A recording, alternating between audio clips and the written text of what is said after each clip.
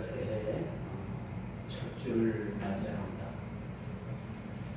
새해 첫 주는 다른 주간과 달라서 1년의 한 해를 시작하는 그런 한 주간이기도 하고 우리가 새해에 또 공식적인 성회로 보이는 그런 복된 날이기도 합니다. 참 이 새해 첫날 첫 주 또 하나님께서 기뻐하시는 이 성회, 이 거룩한 주일날 참 우리 모두가 하나님께서 주신 그 신 은혜를 누리고 올 한 해도 거룩한 하나님의 날을 통해서 우리 모두가 다 같이 승리할 수 있는 모두가 다 되기를 주의 이름으로 축원드리겠습니다. 오늘의 본문의 말씀을 우리가 살펴보면서 가정을 주신 이유에 대해서 오늘 하나님의 말씀의 제목을 정해봤습니다. 이 골로새서가 1장부터 시작을 해서 거의 전체 흐르는 주기의 말씀은 교회, 또 교회에 침투한 이단들, 또 우리 그 성도들이 어떻게 이 땅을 믿음으로 말미암아 살아가야 되는가 하는 것에 대해서 이렇게 말씀이 이렇게 쓰여져 있음을 보는데, 오늘 갑자기 3장 15절, 18절 말씀부터 25절까지 갑자기 남편들아, 아내들아, 자녀들아, 종들아, 이렇게 전혀 다른 내용을 우리에게 보여주고 있습니다. 왜 이렇게 갑자기 스토리가 갑자기 바뀔까요? 내용이 완전히 전환이 되는 모습을 보게 되는데, 오늘 본문 기자가 왜 이런 의도를 가지고서 왜 아내들아, 남편들아, 자식들아, 종들아, 상전들아 그렇게 가정에 대한 얘기를 하고 있을까요? 그것은 가정생활과 가족들의 관계가 어떠해야 되는가라는 것을 우리에게 참 잘 보여주고 있습니다. 그리고 제가 여러분들에게 말씀을 드립니다만은, 여러분 100이면 99명 이상이 가정보다 교회가 중요하다고 얘기를 합니다. 여지까지 여러분들은 그렇게 얘기를 듣고, 맞아, 교회가 잘 돼야지 우리가 잘 되고 교회가 우선이야 그렇게 생각하는데, 저는 그렇게 생각하지 않고, 여러분 교회보다도 여러분 가족이 우선입니다. 가족이 잘 되어야지만이 교회가 잘 됩니다. 왜 그런 거 하니? 하나님께서는 에덴 동산에서 교회를 먼저 세운 것이 아니라 가정을 먼저 세우셨다고 제가 구역 예배 때도 한번 말씀을 드린 적이 있죠. 그만큼 가정은 우리 모든 신앙생활의 가장 기초가 되는 그런 기본 단위가 됩니다. 가족이라는 이 구성원이라는 것은 교회를 뛰어넘는 하나님께서 가장 최초에 주신 구성원들이라고 말씀드릴 수가 있는 것이에요. 그래서 이 가정은 교회를 이루는 최소 단위가 되는 거죠. 그래서 가정이 잘 되면, 가정이 잘 되면 여러분 교회는 잘 되지 말라고 해도 잘 돼요. 요즘 우리가 새벽기도 시간이 바뀌어가지고 저도 조금 많이 힘들고 또 집사람도 많이 힘들어요. 그래서 오늘은 저 혼자 가정 예배를 드렸어요. 아내가 피곤해서 누워서 있는 걸 몇 번 깨우고 저는 집도 안 했는데 제 혼자 가정 예배를 드렸습니다. 찬송 부르고 말씀 제 혼자 독백하고 또 내용 제가 읽고 그렇게 해서 가정 예배를 드렸습니다. 좀 무리인다 싶지만은 저는 제가 이것에 대해서 가타부타 말씀을 드리는 건 뭐합니다만 잘했다고 생각을 해요. 피곤하면 뭐 드릴 수도 있어요. 제가 제 아내를 탓하자고 하는 얘기가 아니라 피곤하면 어쩔 수 없는 거예요. 어쩔 수 없죠.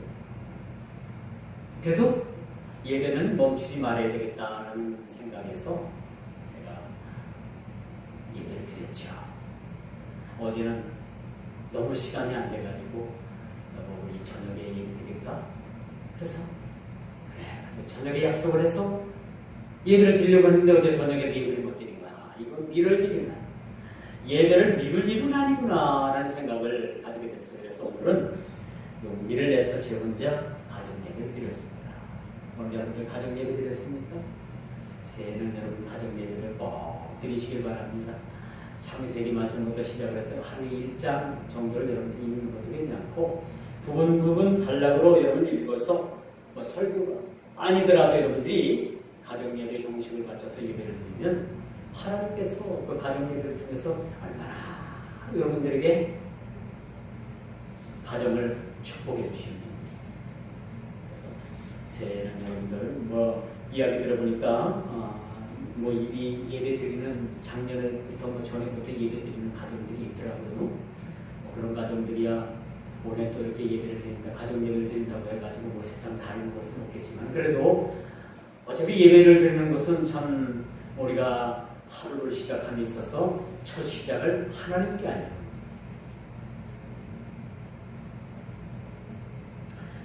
아브라함이 가나안을 이전을 했어요. 이주를 해서 가장 먼저 행한 것이 뭔지 압니까?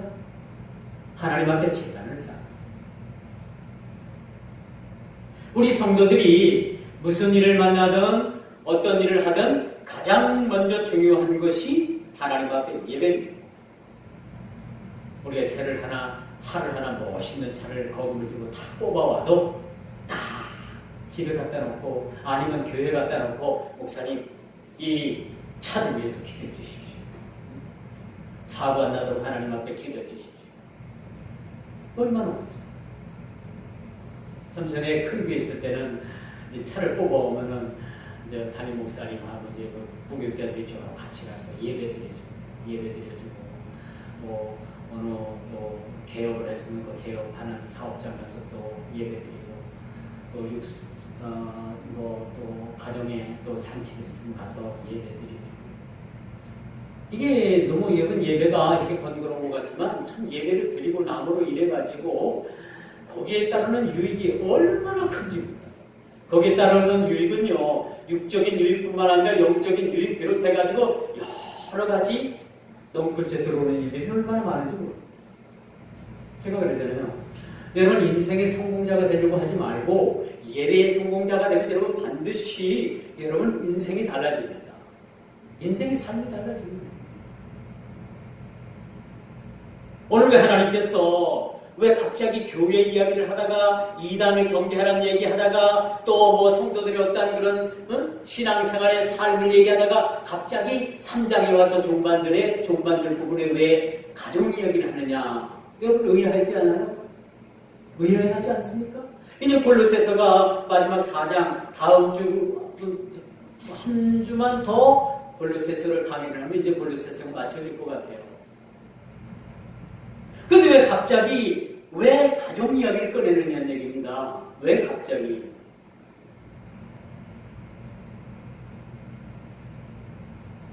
여러분 섬기는 가정들이 평안하십니까? 또 섬기는 교회들은 평안하십니까? 왜 말들을 안 해요? 가타부터 말들을 안 하시니? 평안하시죠? 평안하지 못하는 분들도 2019년도에는 평안이 깃들기를 주의 이름으로 축원드리겠습니다. 왜 가정은 교회를 이루는 최소의 단위이기 때문에 하나님께서는요 교회보다도 가정을 더 아주 기쁘게 보십니다.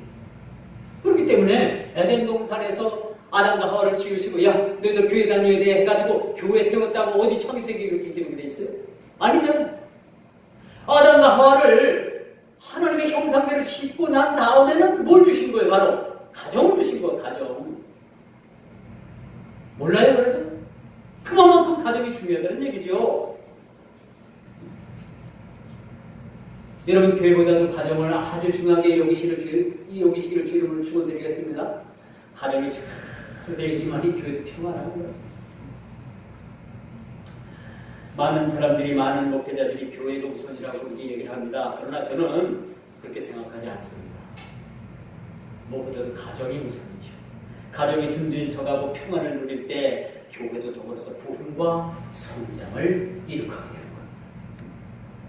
그 가운데 가족 구성원의 관계가 어떠해야 되는지, 얼마나 중요한지에 대한 의치가 오늘 본문에 아주 상세하게 기록되어 있습니다. 그래서 아내들아, 남편들아, 자식들아, 종들아, 상전들아 부탁을 하게 되는 거예요. 왜 이런 말씀을 쓰고 있을까요? 왜 이런 부탁을 하고 있을까요? 가정이 잘 되어야만 된다는 그러한 취지라는 것이죠. 이러므로 가정의 질서는 언제나 중요한 위치 가운데 하나입니다.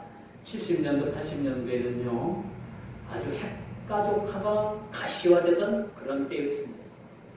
곳곳에 공장이 들어서고, 사람들이 농촌에 일을 하다가 서울로 올라가가지고 대도시로 나가가지고 직장을 잡고, 그러다 보니까 모시던 부모님을 모시지 못하고 부모님은 시골에 계시고 또 도시로 나가가지고 새로운 구세, 새로운 세대, 새로운 가정들을 형성하다 보니까 핵가족화가 됩니다. 그럼에도 불구하고 하나님께서는 가정이 나누어지고 핵가족화된다 하더라도 가정에 대한 취지, 가정에 대한 개념, 가정에 대한 원리, 가정에 대한 하나님의 바람은 여전히 똑같다는 겁니다. 요즘은 핵가족화를 넘어서 어떤 가족 구성원이 이루어지고 있는가 하면요, 혼족 가족이 여러분 이 한국 이 사회에도 많이 생겨가고 있습니다. 마트를 가봐도 혼자 먹을 만한 음식, 식재료를 이렇게 파는 곳이 많고, 그릇이나 가전이나 어떤 부분에서도 이젠 혼자 쓸 수 있는 것이 인기라고 합니다. 요즘은 혼족이 대세인 시대에 우리가 살아가고 있어요. 과거의 대가족 3대가 같이 모여서 할아버지, 아버지, 나, 자식 4대다 4대.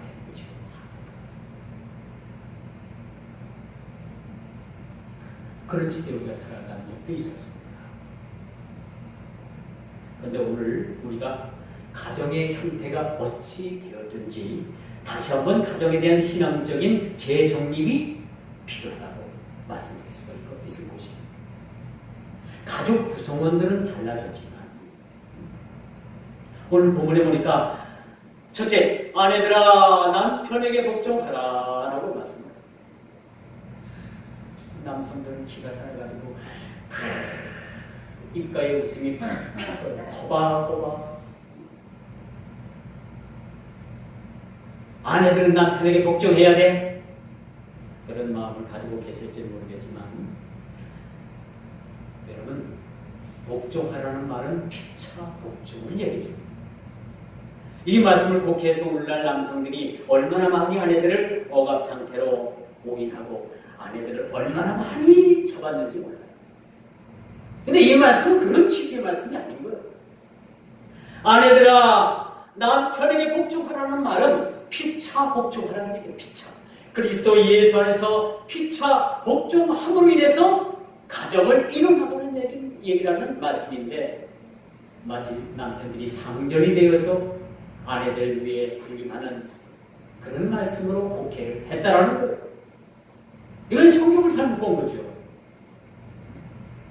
피차 그리스도 안에서 복종하라는 이 의미는 남성 우월주의를 이야기하는 것이 아니에요. 왜냐하면 남편과 아내는 한 몸을 이루기 때문에 그렇다고 말씀드릴 수가 있겠죠. 남편의 본질이 뭡니까? 흙입니다. 하나님께서 남자를 만드시고 그 남자의 재료에서 뽑아서, 갈빗대를 뽑아서 여자를 만듭니다.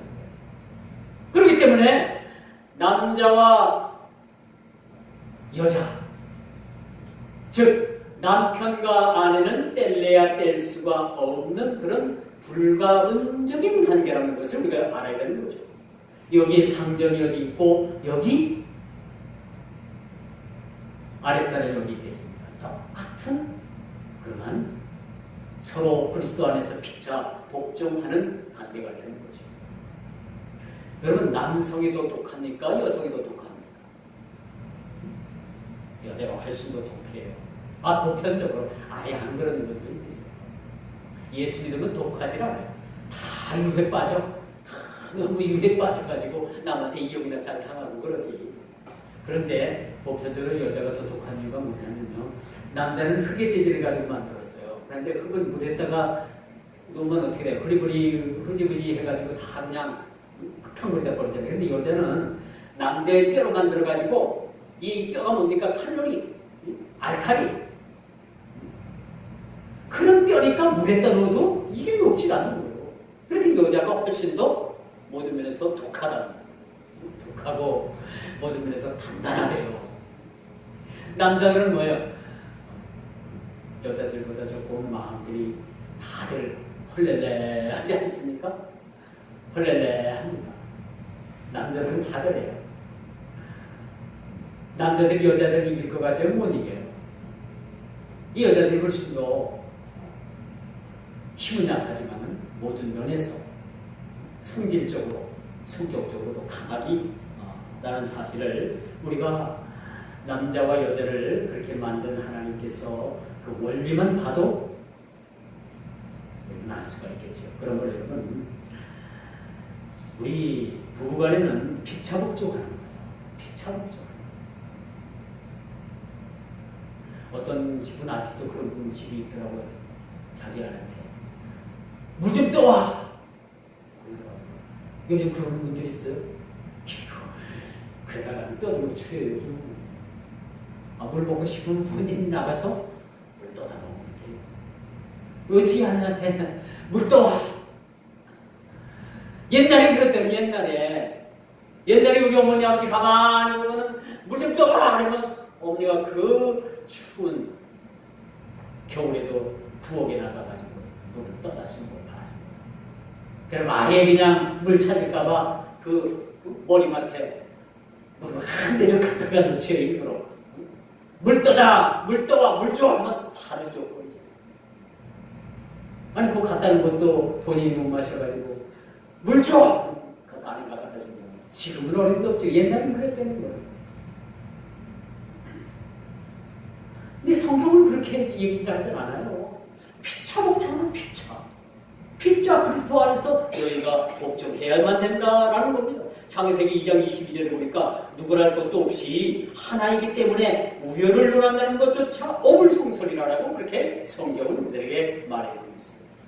그래서 부부는 여러분 부부가 촌수로 따지면 몇 천입니까? 부부가 촌수로 따지면 몇 천이에요? 0천? 그렇죠? 자, 그러므로 그런 의미에서 가정이라는 울타리는 무엇보다도 사랑의 띠로 묶지 않으면 여러분 깨지기 쉽다. 가정이라는 울타리를 주님의 사랑의 띠로 여러분들 묶어야 되는 거예요. 주님의 사랑의 띠로 묶어야지. 묶지 않으면 언제 여러분들의 가정들이 깨어질지 모른다. 라고 그렇게 말씀드릴 수가 있는 겁니다. 오늘 본문 3장 14절에 보니까 이 모든 것 위에 사랑을 더하라 라고 이렇게 말씀합니다. 3장 14절 모든 것 위에 사랑을 더하는 얘기입니다. 남편들아, 아내들아, 자식들아, 상전들아, 종들아 이 모든 것을 명령하고 이 모든 것을 관계적인 정립보다도 가장 먼저 우리가 우선시 되어야 될 것이 이 모든 것 위에 사랑을 저희가 국민학교 다닐 때는요, 학교 다닐 때는 도시락을 싸고 다녔잖아요. 전 도시락 그 밥 위에 계란 후라이를 딱 해갖고 밥 위에 얹어갖고 오는 집 아이들은 잘 사는 집 아이들이었어요.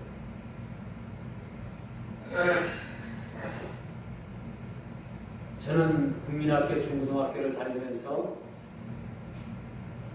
도시락을 싸갖고 다니는데 어머니가 한 번도 계란 후라이를 해서 도시락 밥 위에 올려준 적은 기억이 없습니다. 그렇게 해줄 형편이 못 돼서가 아니라 너무너무 바쁘기 때문에 너무너무 바쁘니까 그렇게 대우를 내가 못 받아봤어요. 직원사님은 아들을 어떤 도시락 반찬을 해주니까 밥 위에 계란 후라이 해가지고 얹어서 도시락 싸주나요? 새벽부터 도시락 싸신다고 하시네. 궁금합니다. 물론 그것이 온전한 다 사랑은 아니겠지만은 자식을 위해서 밥 위에 계란 후라이를 해가지고 그 밥 위에 딱 얹어서 도시락을 싸주는 그 정성, 이것이 가족의 사랑이라고. 이런 사랑도 참 감동을 받는데 그리스도 안에서 이 모든 것 위에 사랑을 더하는 그 가족 사랑이란 얼마나 그것이 귀한 것이라고 말씀드릴 수가 있겠습니다. 주님으로부터 사랑받는 가정, 이건 뭐 상상도 못할 그 하나님의 놀라신 축복이라고 말씀드릴 수가 있겠죠. 그러므로 남자는 남편들아 아내 사랑하기를 죽게 하듯 하라. 그리고 뭐요? 그리고 먹여 살려라 라는 얘기입니다. 여러분 한문으로 사내 남자가 있잖아요. 사내 남자. 맨 위에 받점자가 있고 그 밑에 힘력자가 있는 게 사내 남자. 이 사내 남자는요, 이 입구자 중간에 열십자가 있어요. 10명의 입을 책임질 수 있는 힘을 가진 사람이 바로 남자를 상징하는 거예요. 그게 사내남입니다. 한문을 모르는 분들은 잘 이해가 안 갈 건데 제가 옛날 이때 끝나고 사내남자를 한번 써드릴게요.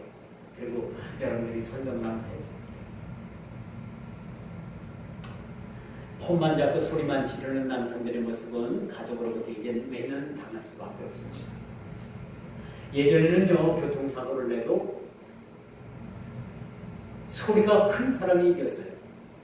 우기고 소리 큰 사람이 이겼어요.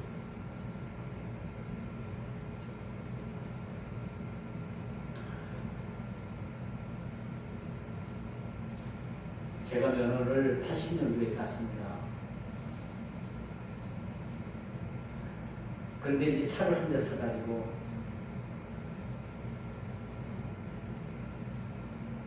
우리 이제 첫아이 그 은혜를 낳아가지고 한 몇 개월 되지 않았습니까? 아내가 이제 아이를 낳고 처갓집을 신나게 달려서 갑니다. 근데 이제 그전에는 뭐 도로 포장된 데가 별로 없으니까 비포장 아니에요? 비포장 가는데 옆에 차가 한 대 휙 지나가면 그 먼지 때문에 앞이 안 보여요. 그럼 소행을 할 수밖에 없어요.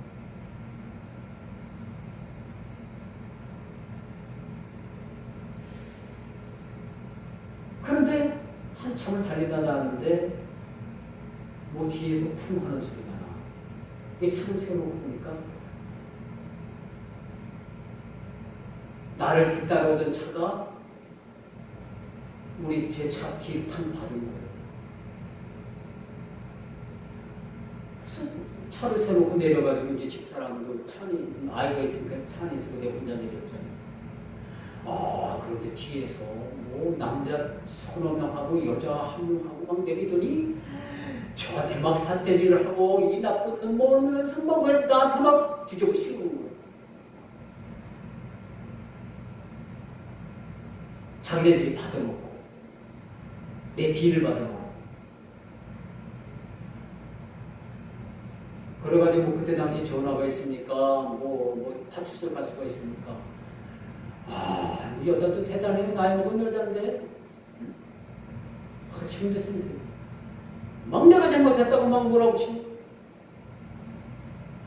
그러면 이제 운전한 지도 얼마 되지도 않았는데 그러면서 돈 벌어 다녀. 뭐 그때 당시 얼마인지 모릅니다만 제 지갑에 있었던 돈이 그때 당시 내가 기억으로 4만 원 있었어요. 처갓집 가가지고 저 10,000원씩 그 부모님들 드리려고 그때만 해도 10,000원씩 드려도 괜찮았잖아요. 그 돈을 하도 막 난리를 쳐가지고 그 돈을 다 줘버렸어요. 직업이 있는 거.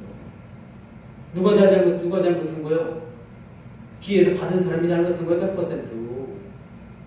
그런데 막 그냥 난리를 쳐가지고 제가 오히려 가해자가 돼가지고 4만 원을 주고 그냥 안녕히 가세요 하고 제가 받으니까 저를 쳐가지고 갔어요.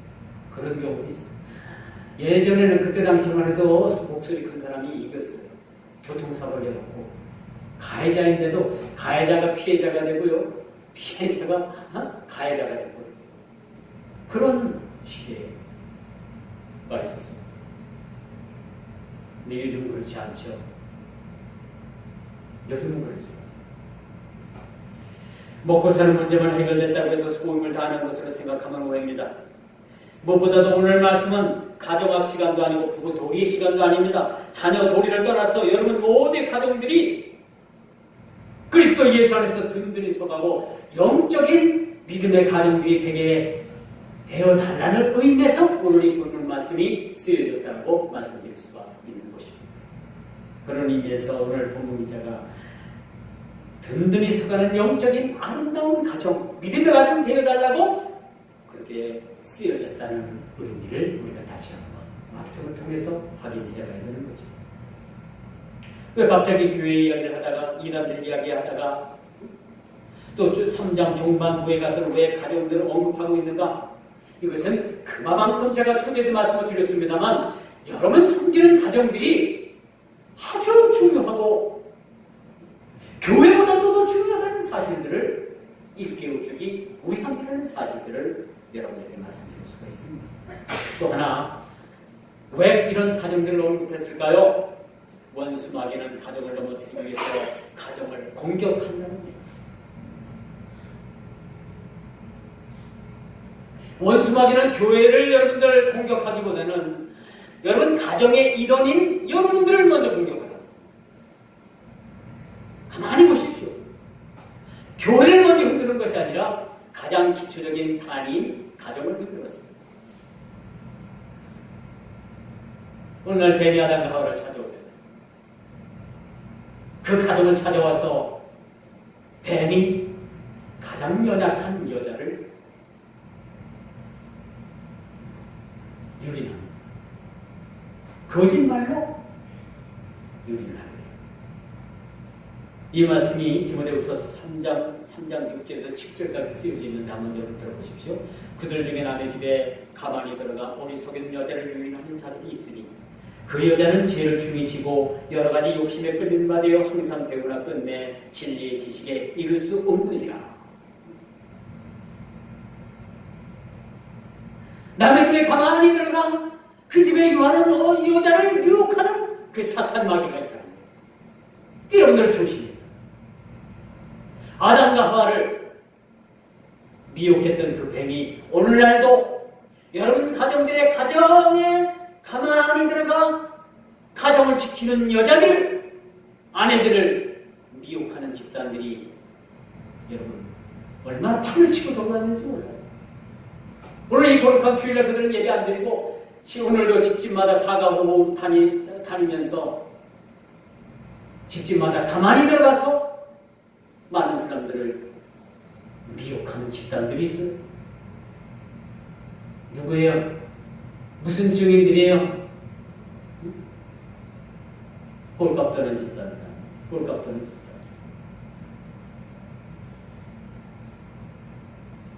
이젠 세 번째 자녀 교육입니다. 오늘날 여권 신장에 발맞춰서 남성들 못지않게 여성들도 사회생활에 많은 또 진출하고 또 경제적인 여러 가지 일들을 감당하고 있습니다.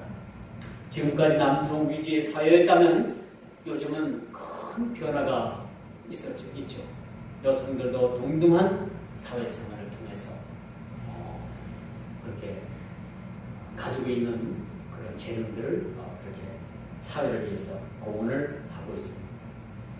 그래서 여러분 자녀 교육이라는 것이 여러분 이젠 아내 몫이라기보다는 남편들도 육아휴직을 위해서 자녀들을 그렇게 기르는 일들을 우리나라가 이제 시작을 하는 모습을 볼 수가 있습니다. 여러분 상당히 바람직한 일이라고 볼 수가 있죠. 부모는 자녀들을 하나님의 말씀으로 양육해야 합니다.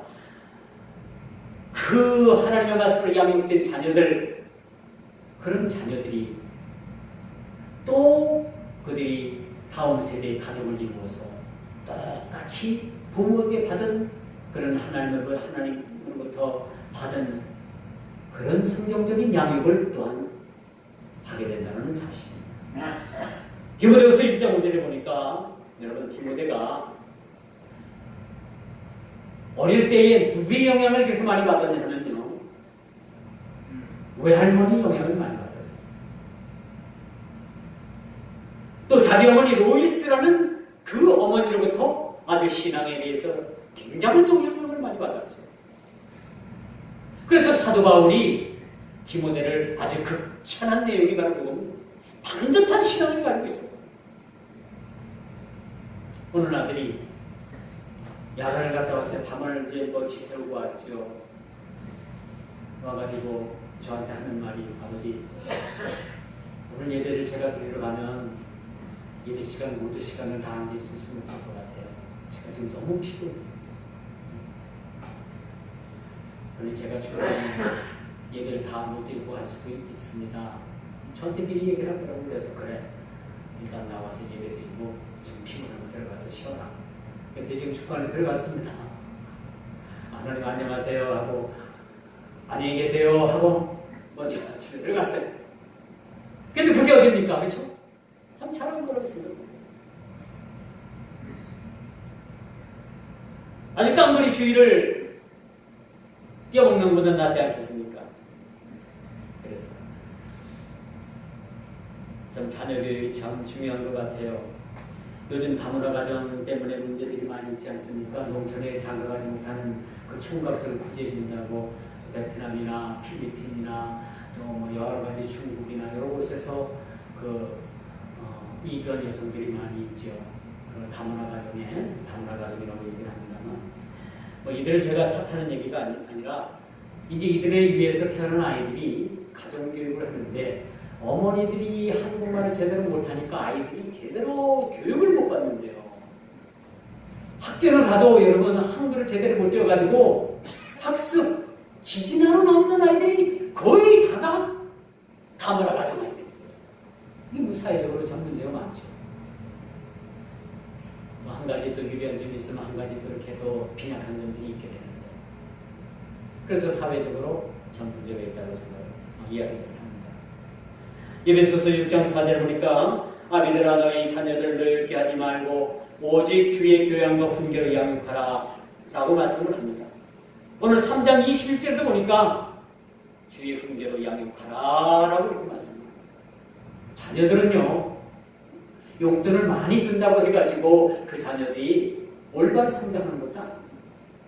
그렇다고 여러분 무턱대놓고 자녀들을 핀다, 무턱대놓고 따지지도 묻지도 않고 자녀들을 매질을 한다, 이것도 옳지 않아요. 아이들이 삐뚤어진 성격으로 나갑니다. 10조 8구. 매를 때려도 너 이거 왜 때리는지 이해를 시키고 그 아이가 스스로 자체해서 매를 맞겠습니다, 몇 대 맞겠습니다 하고 그렇게 이야기할 때 그때 매를 때리고. 근데 우리는 과거 안 그랬잖아요. 묻지도 않고 따지지도 않고 막 그냥 때리다가 더 시험찮으면 막 깃뺨도 막 내려 때리고 아이들을 그렇게 키웠다는 거예요. 그게 잘못된 거예요. 저도 거기서 자유로울 수가 없습니다. 그게 우리가 잘못 키운 거죠. 오늘 말씀은 뭐예요? 오직 주의 교양과 훈계로 양육을 하는 거예요.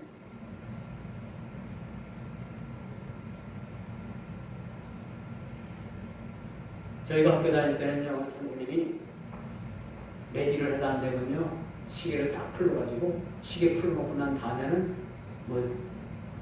양쪽 볼을 척척척척 막 때리잖아요. 지금 같으면 뭐 어림도 없는 얘기예요. 어떻게 볼을 막 그냥 막 인정사정 없이 때립니까? 그것도 안 되면 몽둥이 같아 막 머리부터 막 내리 때리잖아요. 과거에 선생님들 그래서 무식한 선생님들이 너무 많았어요. 지금은 안 그렇죠. 지금은 그렇게 할 수도 없고 과거는 그랬대요. 그래서 그 매를 맞고 선생님한테 대들고 한바탕 싸우고 난 다음에 자퇴서 내고 세상 바깥으로 나가서 삐뚤어지게 세상 살아가는 사람들이 얼마나 많은지 이건 그 선생님들이 책임져야 된다고 봅니다.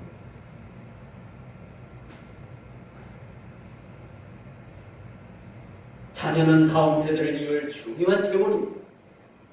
가정과 국가를 짊어진 자산입니다. 한 가정은 비록 그 부모들이 나이 들어 죽어 세상을 떠난다 할지라도 그 자손들이 새롭게 자라나 그 가정의 혈통을 유지하므로 자녀들을 주의 훈계와 말씀으로 잘 양육해야 합니다. 그래야 다음 세대가 보장이 되는 거예요. 다음 세대. 여러분 세대만 살고 말 거예요?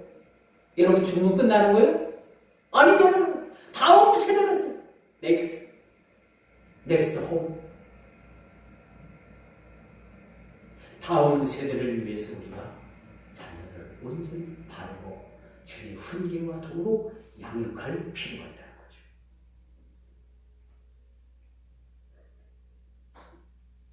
이제 말씀의 결론을 냈습니다. 오늘 본문의 사도는 무엇보다도 먼저 부부간의 도덕을 거론한 것은 그 이유는 부부가 가정의 기초인 줄 알기 때문이죠. 부부가 맨날 싸우면요, 그 아이는 그렇게 각오를 한대요. 나는 절대 결혼하면 안 싸울 거야. 안 싸울 거야.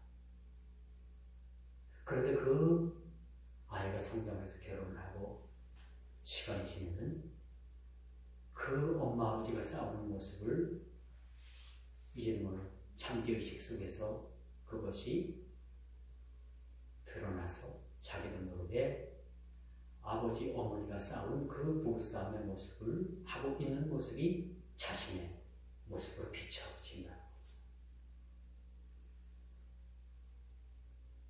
이 아이의 잠재의식 속에 그게 숨어있는 거예요. 그것이 때가 되면 드러나요.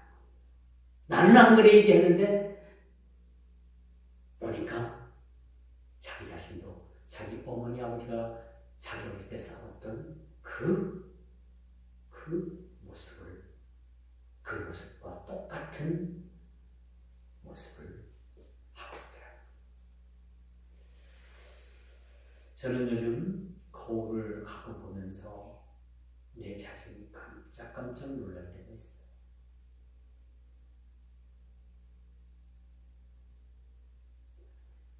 그 놀라는 이유가 뭐냐면 자꾸 시간이 갈수록 저는 내 모습, 내 얼굴 속에서 내 아버지가 드러납니다.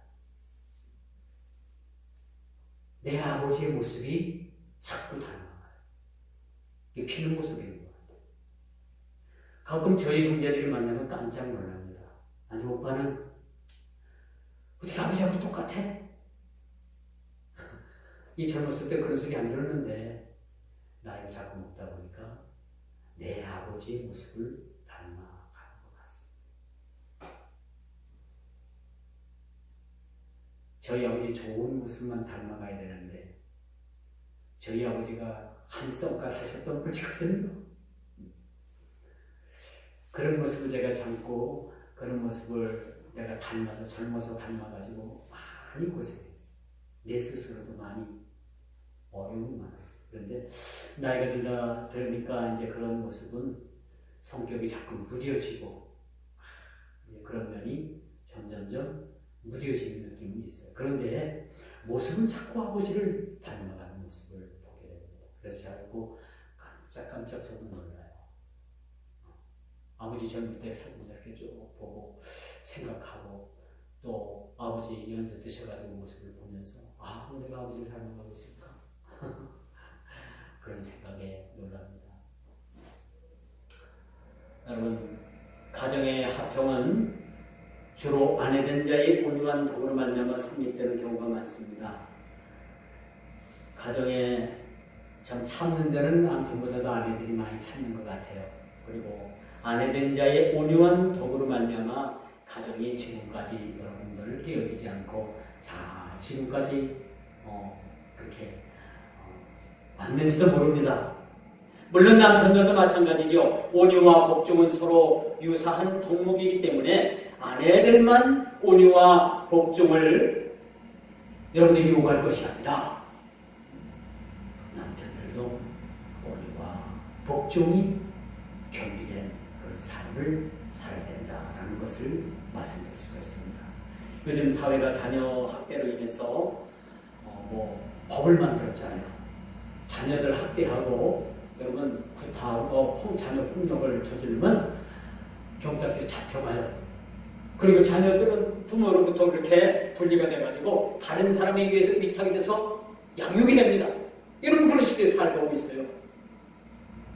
여러분 자녀 양육 성경대로만 하면 돼요. 성경대로 늘 하나님의 말씀으로 자녀들을 잘 다독거리고 격려해주고 위로해주고 될 때까지 여러분들 기도하고 그렇게 해면 자녀 학대는 심각한 이 사회에 근절되어야 될 범죄입니다. 그래서 여러분 참 가정에도 이런 질서가 있었으면 좋겠어요. 제가 한 가정을 예화로 들고 한번 말씀을 끝내겠습니다. 어느 한 가정이 그냥 가정상 아주 시골로 이사를 들어가게 됐대요. 근데 그 시골로 들어가는데 아이가 이제 초등학교 들어갈 만한 7살 아이 여자아이가 있었는데 어머니가 이 아이에게 얘야 이제 우리가 이 도시 생활을 떠나서 아주 시골로 들어가서만 살아야 된단다. 너 괜찮겠니? 거기는 학교도 멀단다. 참 걱정이 된단다. 그렇게 이 딸아이에게 이야기를 했대요. 그런데 이 아이가 대뜸 하는 말이 엄마 거기 가면 교회는 있어? 엄마가 이제 아이를 물끄러미 바라보더니 예 거기는 교회가 없어. 그렇게 얘기를 했대요.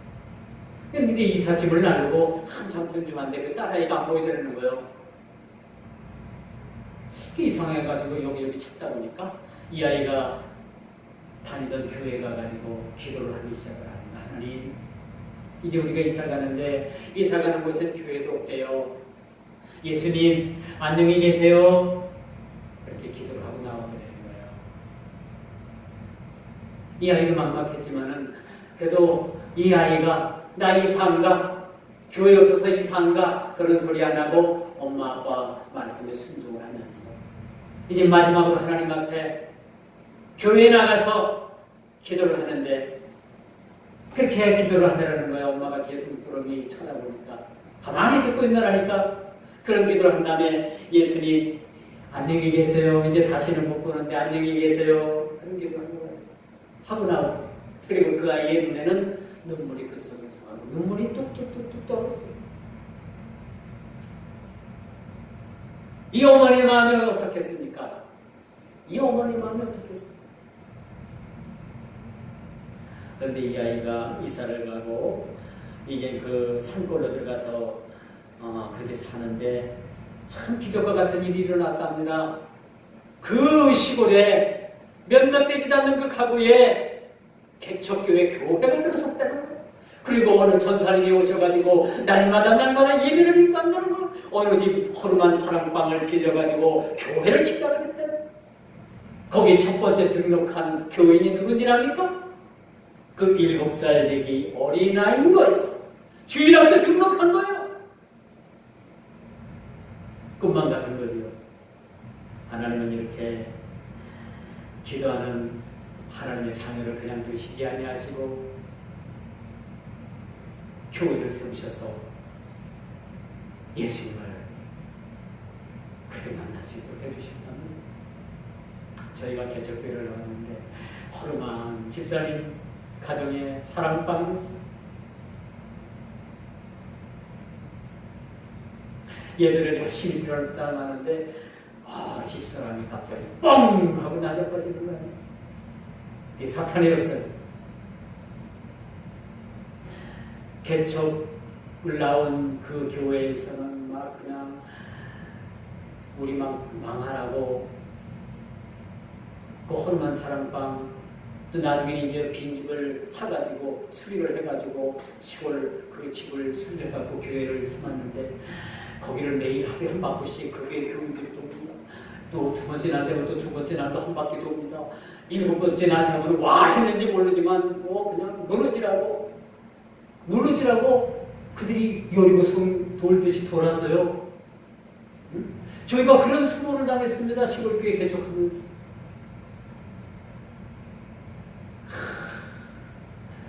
동네에 믿지 않는 사람들이 핍박할 줄 알았더니 그건 뒷전이고 믿는 사람 본교회 교인들이 와가지고 핍박을 하더라고요.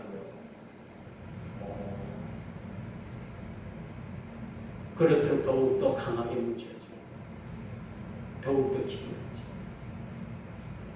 이 첫날 정예를 드리는데 집사람이 그냥 뒤에 빵 빠져가지고 또 다 놀란 거 아니야. 이게 뭐야? 마누가 두려움을 주는 거야. 못하게 두려움을 주는 거야. 못하게. 그 허름한 사랑방 이젠 새벽기도 간다고 갔는데 거기 가는데 절간을 지나가서 그 집을 가야 돼요. 오르막이고 하루는 절간을 지나가지고 그 사랑방에 가서 새벽기도를 가는데 절간을 지나가는데 그날따라 소름이 팍 너무 막 그냥 두려운 마음이 확 들어가. 왜 그런가 했더니 그날 아침에 그 절간에 주인이 시내버스를 타고 가다가 사고가 나서 그냥 죽었어요. 그래서 그런 두려움이 있습니다. 이 개척교회 하면서 이런 경험들이 많습니다. 한 번은 이제 저 1년 선배인 그 선배 그와 저와 산기도를 간다고 산기도를 갔어요. 당신하고 저만치 떨어져야 되니까 멀리 떨어져가지고 서로 기도를 합니다. 참 기도를 하니까 막 짐승 소리도 나고 막 우에서 아래로 막 하는 소리 나고 하고 올가는 소리가 나고 도저히 두려워서 기도를 못하겠어. 그때 눈을 딱 떠가지고 우리 가자 집에 가자. 그래가지고 막 풀이 나게 그냥 산길에서 내려온 적이 있어. 그때만 해도 담력이 좀 덜했던 것 같아요. 그런 경험도 사실 있습니다만 그래도 그런 상황 가운데서 하나님께서 지켜주셔서 교회를 하나님께서 개척하게 하시고 오늘날 건 시골교회지만 아담하게 빨간 벽돌을 받아 잘 진 그런 저희 시골교회가 있습니다. 참 누가 제가 이런 말씀을 드리냐면 이렇게 이 아이가 이렇게 기도하지 않고 또 이렇게 교회 다니는 것을 적었더라면 하나님께서 이 아이에게 교회를 선물 주시진 않았을 겁니다. 이토록 여러분 가정의 기도도 필요하고 참으로 교회보다도 가정이 우선이라고 제가 초대부터 말씀을 드렸습니다만 이 말씀은 변치 않는 말씀입니다. 10명 중에 9명이 교회가 우선이라고 하지만 그 10명 중에 한 사람인 저는 가정이 우선이라고 힘주어 여러분 모두에게 고하는 말입니다. 아멘 안 하네? 여러분 멋있습니다. 가정이 먼저 가정 잘 되게 됩니다. 올 한 해 여러분들 가정이 참 잘 되어서 하나님 원하는 수준만큼 돌파가 되었습니다. 가정이 하나님 보시기 참 아름답고 원만한 가정들이 되어서 하나님께서 보시기에 좋았더라 라는 하나님의 감탄사가 연발되어 줄 수 있는 우리 모든 가정들이 다 되기를 주의 이름으로 축원하면서 말씀을 맺도록 하겠습니다. 기도합니다. 주님 감사합니다.